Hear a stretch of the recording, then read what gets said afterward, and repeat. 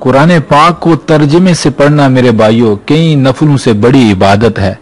कई सुपारे नाजला पढ़ने से बड़ा नेकी का काम है एक सूरत को तर्जमे के साथ समझ के पढ़ना। सूरत इखलास वो सूरत है मेरे भाइयों जो तमाम मुसलमानों का अल्हम्दुलिल्लाह तकरीबन इजाद है। अगर तर्जमे के साथ हम इसे पढ़ेंगे और याद करेंगे तो फिर आप देखेंगे हमारी बातों में वो लज्जत वो सुरूर आएगा जो हम सोच भी नहीं सकते। मेरे भाइयों एक छोटी सी कोशिश की है, इस सूरत को आसान तर्जमे के साथ बयान किया है ताकि हम सारे इसको याद कर सकें। अगर हम इसे याद करेंगे तो अल्लाह की रहमतों से बड़ी उम्मीद है कि कल क़यामत के दिन हमारा शुमार भी उन लोगों में होगा जिन्होंने रब के कलाम को समझ के पढ़ा।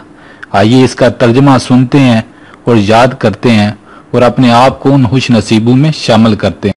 बिस्मिल्लाहिर्रहमानिर्रहीम।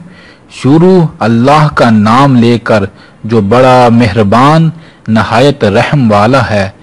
कुल हुवल्लाहु अहद, कहो कि वो माबूद बरहक जिसकी मैं इबादत करता हूँ अल्लाह है, वो एक है।